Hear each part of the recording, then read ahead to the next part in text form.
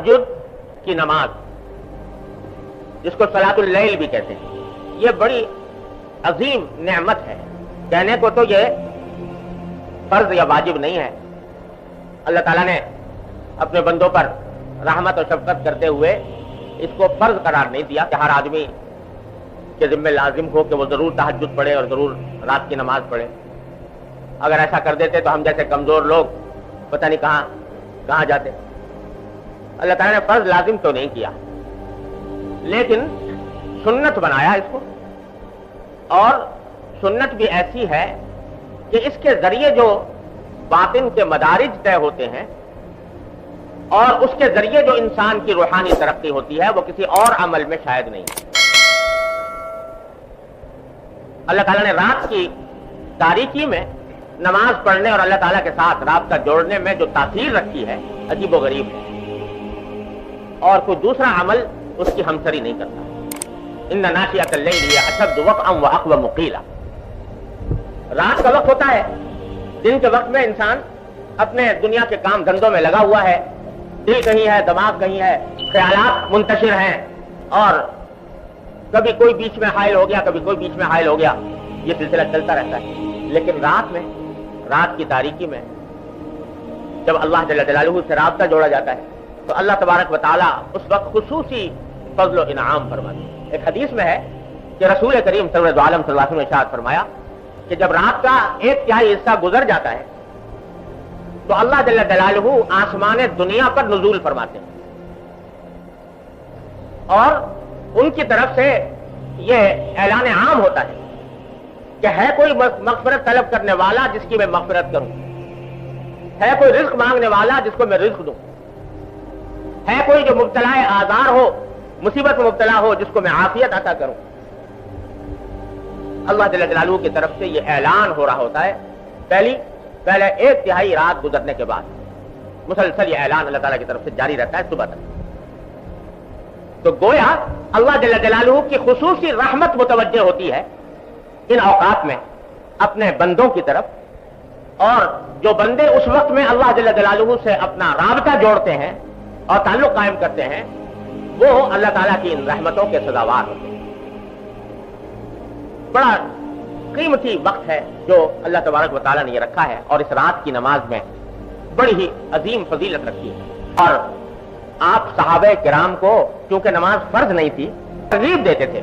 چنانچہ حدیث میں آتا ہے کہ حضرت عبداللہ بن عمر رضی اللہ تعالیٰ عنہ جو حضرت فاروق اعظم کے صاحبزادے ہیں، یہ اپنا واقعہ بیان کرتے ہیں کہ میں دیکھتا تھا کہ بہت سے لوگ رسول کریم صلی اللہ علیہ وسلم کی خدمت میں آ کر اپنے خواب بیان کیا کرتے تھے. فجر کے بعد جب حضور تشریف فرما ہوتے مسجد میں تو لوگ آ کر بیان کرتے کہ یا رسول اللہ میں نے آج رات میں یہ خواب دیکھا، آج رات میں یہ خواب دیکھا. اور بعض اوقات رسول کریم صلی اللہ علیہ وسلم ان خوابوں کی تعبیر بھی بیان فرماتے تھے کہ اس خواب کی یہ تعبیر ہے، اس خواب کی یہ تعبیر ہے. تو حضرت عبداللہ بن عمر رضی اللہ عنہ فرماتے ہیں کہ میرے دل میں بھی آرزو پیدا ہوئی کہ میں بھی کوئی خواب دیکھوں اور حضور اقدس صلی اللہ علیہ وسلم سے اس کی تعبیر معلوم کروں. لیکن میری نیند ایسی تھی کہ مجھ کو خواب نہیں آتے تھے نیند میں، لیکن تمنا یہ ہوتی تھی کہ جیسے اور لوگ خواب بیان کر رہے ہیں تو میں بھی بیان کروں اور میری تعبیر حضور علیہ السلام عطا فرمائیں. تو فرماتے ہیں اسی تمنا میں ایک رات میں سویا تو میں نے خواب دیکھا، اور اس خواب کی تفصیل انہوں نے روایت میں بیان کی کہ یہ دیکھا یہ دیکھا. خلاصہ اس خواب کا یہ ہے کہ 2 فرشتے جیسے آئے اور مجھے لے گئے، اور ایک رسی تھی وہ آسمان کی طرف جا رہی تھی، اور انہوں نے مجھ سے کہا فرشتوں نے کہ تم اس رسی کو پکڑ کے اوپر چڑھ جاؤ. یہ خواب میں نے دیکھا تو مجھے بڑی خوشی ہوئی کہ آج مجھے موقع ہوا ہے کہ میں رسول کریم صلی اللہ علیہ وسلم سے خواب بیان کروں اور اس کی تعبیر لوں. لیکن براہ راست نبی کریم صلی اللہ علیہ وسلم کی خدمت میں حاضر ہو کر خواب بیان کرتے ہوئے مجھے کچھ جھجک سی ہوئی کہ خود بیان کروں. ام المومنین حفصہ رضی اللہ تعالی عنہ، تو میں نے ان سے ذکر کیا کہ میں نے آج رات یہ خواب دیکھا ہے، اور تمہیں اگر کسی وقت موقع ملے تو حضور اقدس صلی اللہ علیہ وسلم کو یہ خواب بیان کر کے آپ سے تعبیر معلوم کرنا. تو کہتے ہیں حفصہ نے نبی کریم صلی اللہ علیہ وسلم سے میرا خواب بیان کیا. بعد میں نے ان سے پوچھا کہ کیا جواب دیا رسول کریم صلی اللہ علیہ وسلم. تو حفصہ نے کہا کہ میں نے رسول کریم صلی اللہ علیہ وسلم سے آپ کا خواب بیان کیا تھا، تو اس خواب کو سن کر رسول کریم صلی اللہ علیہ وسلم نے فرمایا کہ نعم الرجل عبداللہ ابن عمر.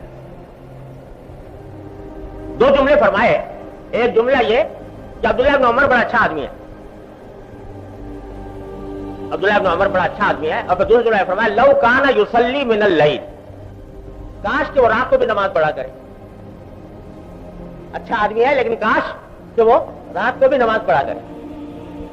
حضرت عبداللہ ابن عمر فرماتے ہیں کہ اس وقت تہجد کی نماز پڑھنے کا عادی نہیں تھا، رات کو پڑھتا نہیں تھا.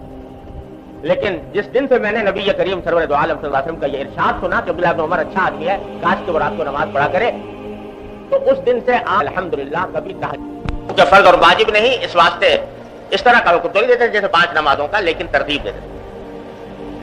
چنانچہ اس کا نتیجہ یہ تھا کہ صحابہ کرام رضی اللہ تعالیٰ عنہ کی اکثریت رات کی نماز کی عادی تھی، اور قرآن کریم نے رات کی نماز پڑھنے والوں کی بڑی تعریف فرمائی.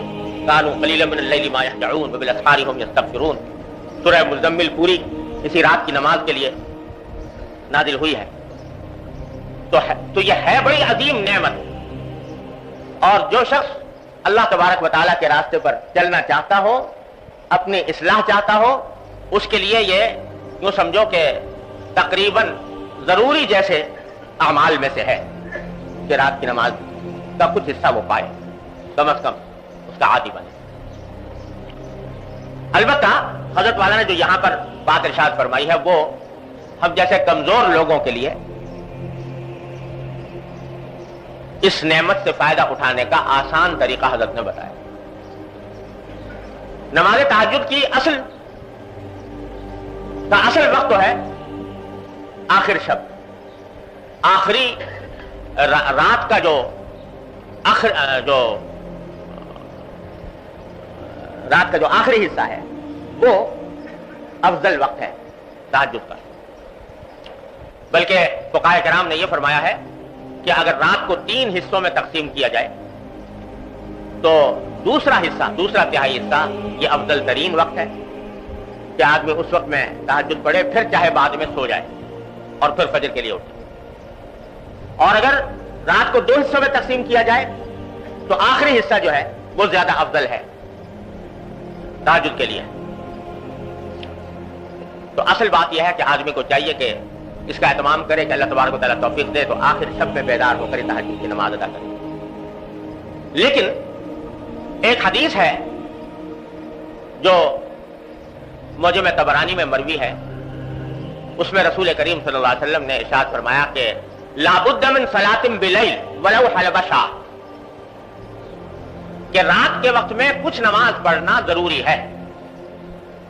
ضروری ہونے کا معنی یہ کہ اللہ تبارک و تعالیٰ کی رحمتوں کو متوجہ کرنے کے لیے اور اپنی اصلاح کی خاطر آدمی کو ضروری ناگزیر ہے کہ وہ رات کے اندر کچھ نماز پڑھے. اور فرمایا ولو حلب شاۃ، چاہے وہ اتنی ہی دیر کیوں نہ ہو جتنی دیر میں ایک بکری کا دودھ دویا جاتا ہے. بکری کا دودھ اگر دوئے تو بہت زیادہ وقت نہیں لگتا اور جلدی دوہا جاتا ہے کیونکہ دودھ کم ہوتا ہے بکری کا گائے اور بھینس کے مقابلے میں. تو بولے کہ جتنی دیر میں بکری کا دودھ دویا جاتا ہے اتنا ہی کیوں نہ ہو، لیکن نماز رات کی نماز فرمایا لا بد من صلاۃ باللیل، ضرور ہونی چاہیے اور کسی مومن کو وہ چھوڑ نہیں نہ چاہیے. پھر آگے فرمایا، یہ حدیثی کا حصہ ہے کہ وما کان بعد صلاۃ العشاء فهو من اللیل، کہ نماز عشاء کے بعد جو بھی نماز پڑھی جائے وہ صلاۃ اللیل میں داخل ہے، تہجد کے مفہوم میں داخل ہے، جو عشاء کے بعد جو بھی نماز پڑھی جائے. اس حدیث میں رسول کریم سرور دو عالم صلی اللہ علیہ وسلم نے ہم جیسے کمزوروں کے لیے یہ آسانی کا راستہ تجویز فرما دیا کہ اگر سونے کے بعد اٹھنا مشکل ہو رہا ہے تو اول شب میں نماز عشاء پڑھنے کے بعد بھی اگر کچھ نماز تہجد کی نیت سے صلاۃ اللیل کی نیت سے پڑھ لی جائے تو انشاءاللہ تہجد اور صلاۃ اللیل کی برکات سے محرومی نہیں ہوگی. اس لیے بزرگ فرماتے ہیں کہ آدمی کو کوشش تو پوری یہ کرنی چاہیے کہ آخر شب میں اٹھ جائے، لیکن اگر اس کی عادت نہیں پڑی یا کوئی عارض درپیش ہے تو نماز عشاء کے بعد اور وتر سے پہلے وتر سے پہلے اور عشاء کے بعد کچھ رکعتیں پڑھنے کا معمول بنا لے بنیت تہجد بنیت صلاۃ اللیل. وہ تو روزانہ پابندی سے پڑھے، ساتھ ہی کوشش کرتے رہے کہ آخر شب میں بھی آنکھ کھل جائے، اور آخر شب میں آنکھ کھل جائے تو پھر اس وقت میں جتنی توفیق ہو اس وقت میں پڑھ لے. اور اگر فرض کرو آنکھ نہ کھلی تو کم از کم عشاء اور وتر کے درمیان جو نماز پڑھی ہے وہ صلاۃ اللیل تہجد کے حکم میں انشاءاللہ لکھی جائے گی، اور تہجد اور صلاۃ اللیل کی برکات سے مکمل محرومی نہیں ہوگی. تو یہ کام تو بھائی ہر مومن کو کرنا ہی چاہیے کہ عشاء اور وتر کے درمیان کچھ رکعتیں پڑھ لے تہجد کی نیت، 4 پڑھ لے، 6 پڑھ لے، 8 پڑھ لے، جتنی توفیق ہو اتنی پڑھ لے. اور پھر کوشش ساتھ میں یہ بھی رہے، لیکن اس کا مطلب یہ نہیں ہے کہ اس پر اکتفا کر کے بیٹھ جائے، بلکہ اپنی یہ کوشش جاری رکھے کہ آخر شب میں بھی میں اٹھوں، اور جب اٹھ جائے تو اس وقت میں اس وقت کی نماز بھی ادا کرے. اور جیسا میں نے عرض کیا کہ یوں تو نماز تہجد کے لیے کوئی خاص تعداد اس طرح کی مقرر نہیں ہے کہ بھائی اتنی ہی پڑھنی ہے ضرور، جتنے بھی موقع مل جائے، 2 پڑھ لے، 4 پڑھ لے، 6 پڑھ لے، 8 پڑھ لے، 10 پڑھ لے، 12 پڑھ لے، سب جائز ہے. اور اس میں سے کچھ اول شب میں پڑھ لے، کچھ آخر شب میں پڑھ لے، یہ بھی جائز ہے. اور البتہ وتر کا حکم یہ ہے کہ اگر آخر شب میں اٹھنے کا پکا یقین ہو تب تو وتر آخر شب میں پڑھنے چاہیے، اور اگر پکا یقین نہیں ہے، پتہ نہیں کہ میری آنکھ کھلے گی کہ نہیں کھلے گی، تو پھر وہ وتر اول رات ہی میں پڑھ لینے چاہیے. پھر اگر فرض کرو آنکھ کھل گئی تو دوبارہ وتر دہرانے کی ضرورت نہیں، صرف تہجد کی نماز پڑھ لے، یہ بھی کافی. لیکن اس طرح عادت ڈالنے کی ضرورت ہے.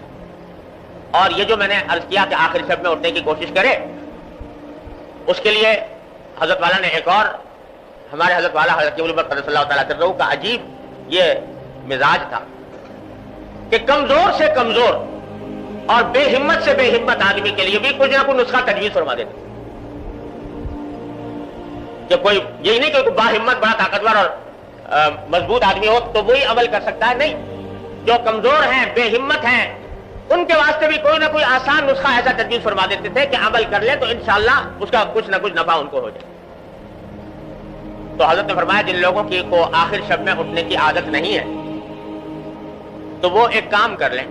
فرما دیتے کہ اکثر ایسا ہوتا ہے کہ رات کو سوتے سوتے کسی نہ کسی وقت آدمی کی آنکھ کھل جاتی ہے، کبھی قضاء حاجت کے لیے پیشاب وغیرہ کی ضرورت پیش آ گئی، کبھی ویسے ہی آنکھ کھل گئی تھوڑی دیر کے لیے. فرما دیتے کہ اس جب کہ آنکھ کھل گئی تو اس وقت تھوڑی دیر کے لیے بستر پر بیٹھ جاؤ. یا تو میں نہیں کہتا کہ جاؤ جا کے وضو کرو اور نماز پڑھو، لیکن ابتدا میں جب آنکھ کھلی تو تھوڑی دیر کے لیے بستر پر بیٹھ جاؤ اور بیٹھ کر کے سوچو کہ یہ وہ وقت ہے جس کے بارے میں حدیث میں آیا ہے کہ اللہ تعالیٰ کی طرف سے پیغام آ رہا ہے، اعلان عام ہو رہا ہے کہ ہے کوئی مغفرت مانگنے والا جس کی میں مغفرت کروں. تو یہ تصور کر کے تھوڑی دیر کے لیے دعا کر لو بیٹھ کے. ایک تو اپنی مغفرت کی دعا کر لو، اور دوسرے اس بات کی دعا کر لو کہ یا اللہ مجھے تہجد میں آخر شب میں اٹھنے کی توفیق نہیں ہو رہی، اپنے فضل و کرم سے مجھے یہ توفیق عطا فرما دیجیے. فرمایا یہ دعا کرو، پڑھ کے سو جاؤ. حضرت فرماتے ہیں اگر اتنا ہی کر لو تو جو آدمی یہ کام کر لے گا پابندی سے تو انشاءاللہ اللہ تعالیٰ کی طرف سے اس کو توفیق ہوگی اور ضرور ہوگی انشاءاللہ، اگر پابندی سے یہ کام کر لے. تو ہمارے حضرت والا حضرت ابو بکر صلی اللہ تعالیٰ عنہ فرماتے تھے کہ حقیقت کا مزاج یہ تھا کہ وہ لوگوں کو لانے کے لیے آسان سے آسان تجویز بتاتے تھے. جیسے دانا ڈالا جاتا ہے نا جانور کو، تو اس طریقے سے دانا ڈالتے تھے. اور تجربہ یہ ہے کہ جو شخص یہ کام کر لے گا پابندی سے، جب بھی آنکھ کھلے بیٹھ جائے چند لمحے کے لیے اور دعا مانگ لے اللہ تعالیٰ سے، انشاءاللہ وہ تہجد کی برکات سے محروم نہیں رہے. ہمارے حضرت والا حضرت ڈاکٹر صاحب قدس اللہ تعالیٰ عنہ اللہ تعالیٰ ان کے درجات بلند فرمائے، وہ فرمایا کرتے تھے کہ میاں یہ جو انسان کا نفس ہے نا، اس نفس کو قابو میں کرنے کے لیے کبھی کبھی اس کے ساتھ تدبیر سے کام لینا پڑتا ہے. اور پھر اپنی مثال دینے لگے، حضرت والا اپنی مثال دینے لگے. یہ آخر دور کی بات ہے جب عمر زیادہ ہو گئی تھی، 80 سال سے زیادہ متجاوز ہو گئی تھی. اور جب سے حضرت والا سے حضرت جبریل قدس اللہ تعالیٰ صدرہ سے تعلق ہوا تھا تو ماشاءاللہ تہجد کے عادی تھے، اور 2 گھنٹے کے اذکار کا 2 گھنٹے مسلسل اذکار میں صرف فرماتے تھے۔ تو پھر فرمانے لگے کہ رات میری جب تہجد کے وقت میں بیدار ہوا تو طبیعت میں بڑی کشمکشاہٹ تھی، سستی،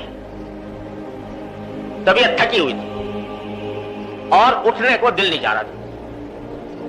یہ میں بات کر رہا ہوں اس وقت جبکہ 80 سال سے عمر متجاوز ہو چکی تھی، جوانی کی بات نہیں ہو رہی ہے، بڑھاپے میں بھی 80 سال سے زیادہ عمر۔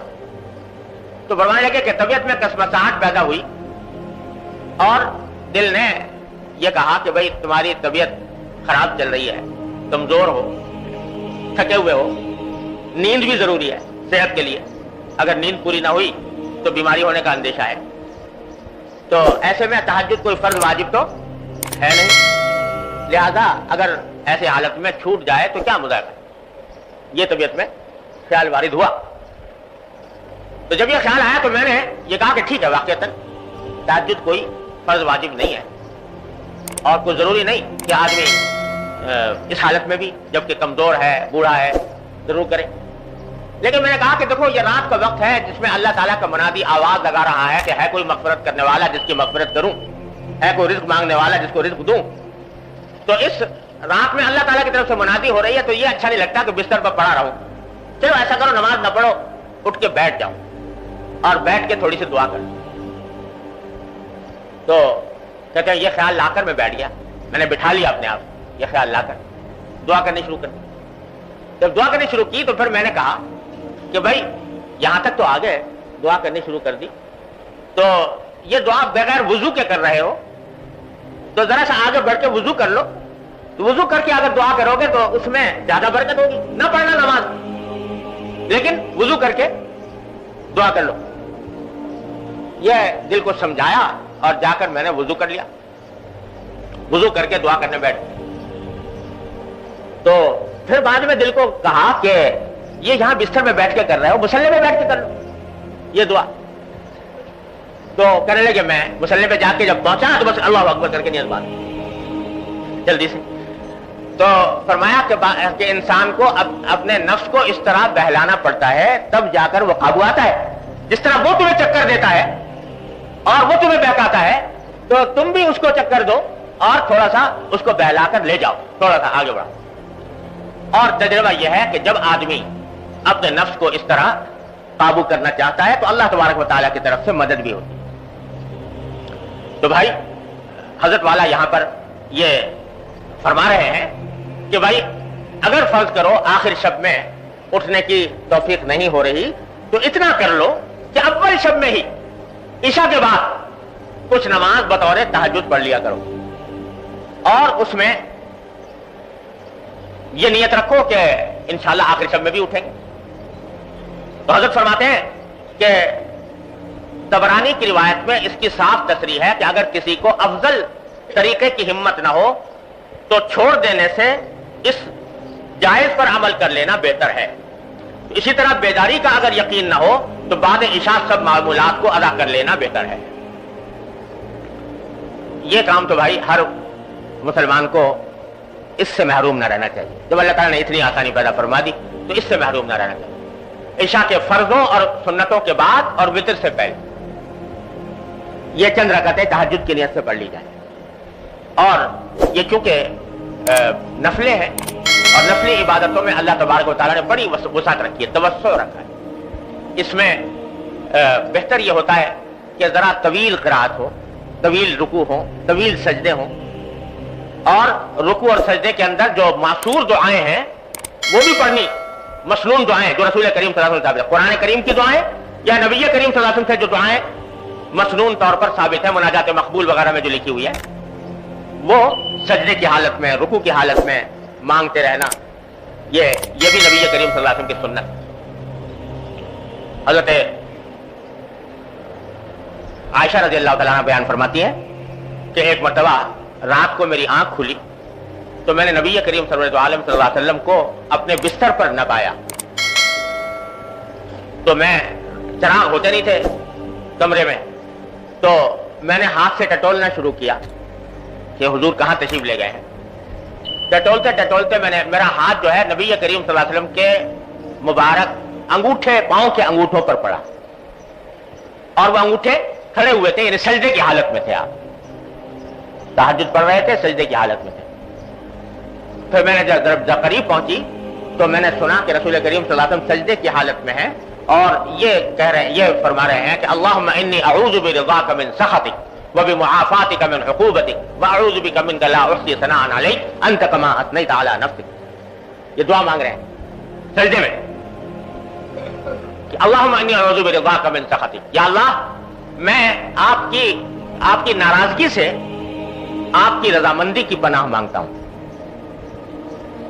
اس بات سے پناہ مانگتا ہوں کہ آپ مجھ سے ناراض ہو جائیں, آپ کی رضا کی پناہ مانگتا ہوں آپ کی ناراضی سے, اور آپ کے عذاب سے پناہ مانگتا ہوں, آپ کے عذاب سے پناہ مانگتا ہوں آپ کی معافی کی, کہ آپ مجھے معاف کر دیں کہ مجھے عذاب نہ دیں. تو یہ معصور دعائیں آپ پڑھ رہے تھے حالت سجدہ میں. اس لیے تمام نفل نمازوں میں بالعموم اور تہجد اور صلاۃ اللیل میں بالخصوص رکوع میں اور سجدے میں علاوہ جو اس کے اذکار ہیں سبحان ربی العظیم, سبحان ربی الاعلیٰ وغیرہ, اس کے علاوہ جو دوسرے دعائیں ہیں دوسری وہ بھی پڑھی جا سکتی ہیں. اور جب آدمی ذرا اہتمام اور توجہ سے یہ دعائیں پڑھے تو صلاۃ اللیل کا لطف اور اس کے ذریعے اللہ تبارک و تعالیٰ کے ساتھ تعلق میں قوت ایسی پیدا ہوتی ہے کہ جو اور کسی عمل میں مشکل سے ہوتی ہے. رات کی نماز میں اللہ نے بڑا عجیب معاملہ رکھا ہے. حضرت شیخ عبد القادر جیلانی رحمۃ اللہ علیہ, اللہ تعالیٰ ان کے درجات بلند فرمائے, یہ آپ سب جانتے ہیں بڑے درجے کے اولیاء اللہ میں سے ہیں. تو جب ان کی ولایت اور ان کی بزرگی کی شہرت ہوئی تو وہاں ایک ریاست تھی جس کا نام تھا نیمروز. نیمروز کی ایک ریاست تھی. اس کے بادشاہ نے حضرت شیخ عبد القادر جیلانی رحمۃ اللہ علیہ کی خدمت میں پیشکش کی کہ میں اپنی یہ ساری سلطنت آپ کو دینے کے لیے, آپ کی خدمت میں پیش کرنے کے لیے تیار ہوں. آپ یہ ساری سلطنت میری طرف سے ہدیے کے طور پر لے لیں. پوری ریاست, نیمروز کی ریاست مجھ سے لے لیں. نیمروز نام تھا ایک ریاست کا, اور یہ فارسی لفظ ہے جس کے معنی ہوتے ہیں آدھا دن. نیمروز کے معنی آدھا دن, لیکن نام تھا ایک ریاست کا. تو وہ ریاست حضرت شیخ عبد القادر جیلانی رحمۃ اللہ علیہ کی خدمت میں پیش کی. تو حضرت نے جواب میں 2 شعر لکھ کے بھیجے. عجیب و غریب شعر ہیں جو انہی کے مقام کا آدمی کہہ سکتا ہے. فارسی میں ہے کہ چوں چتر سنجری رخ بختم سیاہ باد, چوں چتر سنجری رخ بختم سیاہ باد, گر دل اگر بود حوث ملک سنجرم, زاگاہ کے یافتم خبر از ملک نیم شب, من ملک نیم روز بدانگے نمی خرم. فرمایا کہ سنجر بھی ایک ریاستی حکومت تھی. اس کا جو بادشاہ تھا وہ کالے رنگ کا تاج پہنا کرتا تھا اپنے سر کے اوپر. تو حضرت نے فرمایا کہ اگر میرے دل میں کسی بھی سلطنت, حکومت, کسی بھی ملک کی ذرا سی بھی ہرس ہو تو اللہ میری قسمت کو ایسا کالا کر دے جیسے کہ سنجر کے بادشاہ کا تاج کالا ہے. سنجر کے بادشاہ کا تاج کالا تھا, تو جس طرح وہ کالا ہے اللہ میرے مقدر کو ویسا کالا کر دے. کیوں چتر سنجری رخ بختم سیاہ باد, در دل اگر بود حوث ملک سنجرم. پھر فرمایا کہ زانگاہ کے یافتم خبر از ملک نیم شب. تو مجھے نیمروز کی سلطنت پیش کر رہے ہو. نیمروز کے معنی آدھا دن. تو جب سے میں نے نیم شب کی سلطنت حاصل کی ہے, یعنی آدھی رات کی سلطنت, یعنی تہجد اور صلاۃ اللیل, جب سے میں نے آدھی رات کی سلطنت حاصل کی ہے تو میں آدھے دن یعنی نیمروز کی سلطنت کو ایک دمڑی کے عوض بھی خریدنے کو تیار نہیں.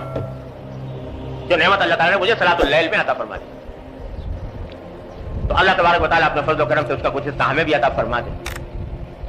حضرت سفیان ثوری رحمۃ اللہ علیہ فرماتے ہیں کہ اللہ تبارک و تعالیٰ نے ہمیں صلاۃ اللیل میں جو لذت عطا فرمائی ہے اور اس کا جو نفع عطا فرمایا ہے, اگر دنیا کے بادشاہوں کو اس کی ہوا لگ جائے کہ یہ لذت بھی حاصل ہوتی ہے